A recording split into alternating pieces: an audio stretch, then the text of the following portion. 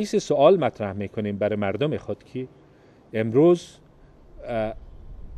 فاصله بین اشغال و همکاری جامعه بین المللی تقریبا قطع شده، خلاص شده، ختم شده.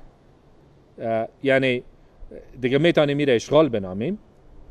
امی که بغاوت و شورشگری و کشتار مردم فاصله شه با مقاومت ملی که یک روز در این مملکت مقاومت ملی صورت گرفته، مقاومت سرتاسری صورت گرفته، این فاصله را کوتاه ساختن و بالاخره مغشوش ساختن یا به هم زدن، این اغفال مردم است. اگر مردم ما ندانند که در کشورشان چی میگذره، بعد اونا چطور بتانن که همکاری کنن، چطور بدانن که آینده را ترسیم کنن و کمک کنن برای آینده. امروز اما عسکری که در اردوی ملی در یک گوشه از افغانستان می جنگه و دفاع میکنه از چی؟ دفاع میکنه از نام افغانستان، از عزت افغانستان. در این زمان منافعش کی میبره؟ یک مشت خرد، یک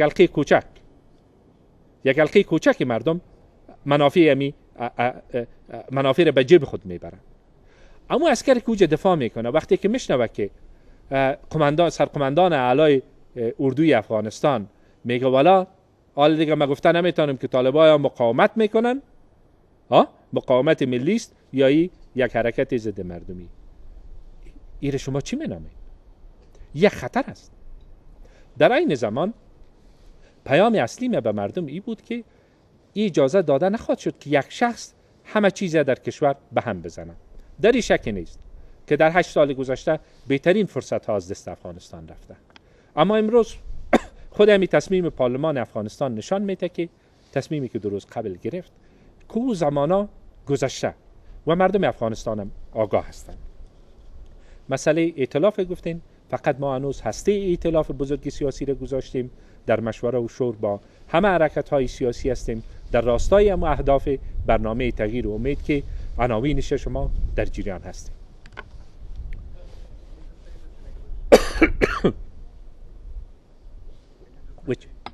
Which part? The whole question? The whole answer? This was about the danger posed to the national interest of Afghanistan. That I had already referred in the introductory remark. That was blurring the line between the insurgency and national resistance, occupation in partnership. And the second part was about the coalition that I mentioned, that we have laid a foundation for a national coalition. We are still working on that. It's a bit early to announce everything about it, but the agenda and platform is the agenda for change and hope. That was the basis of my campaign.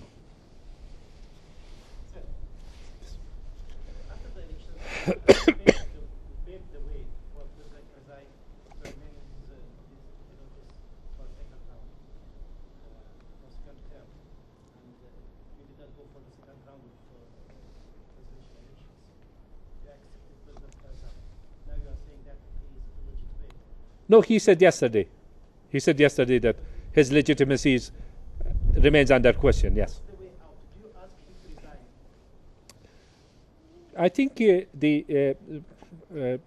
what I did during the elections, it wasn't under the pressure from the international community or anything as such. It was as a result of consultations with all those who had supported me. We knew that we are up against even a worst type of elections in the second round. So it's not a service to the people to take them back through the same pain and then later on make noises about fraud. That was very obvious for me. And also President Karzai didn't accept a single condition, which was removal of the head of the commission as a symbolic gesture. That wouldn't have corrected the electoral system, which was fraudulent or prone to fraud anyway. That I had raised as a condition personally to Mr. Karzai at that time, that this is my condition. If you accept that, I'll go for the second round. It will not be a satisfactory result for me, but I accept it for the sake of the continuation of the political process. And there was also, taking the advantage of this point, your question, Mr. Karzai also mentioned that the foreigners had put pressure on him that to accept making a coalition with me or anything as such. There is no doubt that the international community raised this issue with me.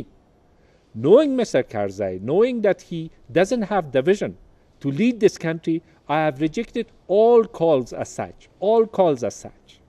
And that was based on all these assessments. I decided not to participate. What is the way ahead? To save what has remained from the political process.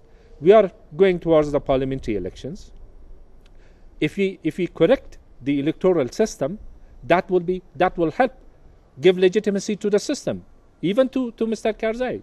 So in the past 4 months, we haven't, as I mentioned, resorted to used our democratic rights, civil rights, in opposing the government decisions, wrong decisions by demonstration and strikes. We wanted to give him time. After all, we were waiting for some good decision by this government, by this leadership.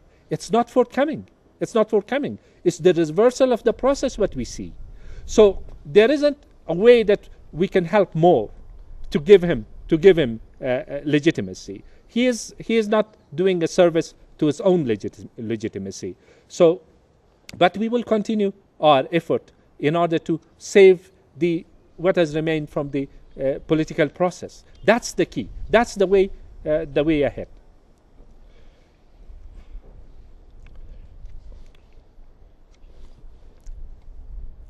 شما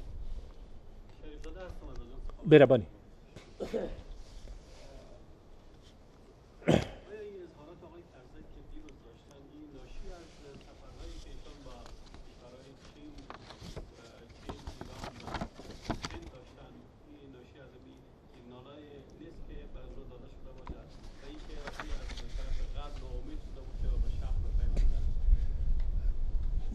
من فکر زیاد واضح قضاوت کردن نمیتونم، اما همین قدر گفتم میتونم. مثلا در سفر چین آقای کرزی گفتن که دوست اصلی ما در همسایگی ما وجود داره، ما ناحق به دورها رفته میره. شنیدیم در صحبت‌هایشان بودن به دنبال دوستی. در این شک نیست که افغانستان به دوستی با همسایه خود ضرورت داره و این دوستی باید تحکیم شود و هیچ کشور هم برای آقای کرزی اطمینان داده نمیتونه که جای جامعه بین المللی را و حضور جامعه بین المللی را چی در تامین امنیت در افغانستان و چی در ارائه کمک ها به مردم افغانستان گرفته میتونه.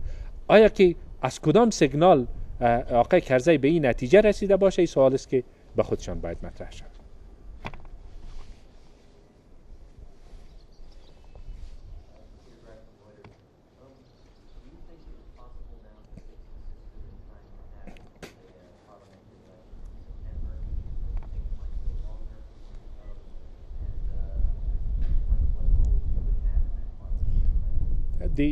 In terms of still there is time, but I don't see any political will among the leadership in this country. I mean the administration led by Mr. Karzai, because by the distortion of the realities of the last round elections, there was a message also about the upcoming elections. By trying to bring amendment to the electoral law against the spirit of the Constitution of Afghanistan, he was trying to reverse the process even further. So I'm very concerned about the upcoming parliamentary elections, but at the same time, the international community has a role as the guarantors of the democratic process in political process here, and the people of Afghanistan, the parliament of Afghanistan has a role to play in this, and hopefully we will have a better environment for the upcoming elections. As far as my role is concerned, our coalition will certainly have plenty of candidates presented for the parliamentary elections, and I'll be actively campaigning for our supporters in order to get to the parliament. But hopefully in a transparent process, in a credible process.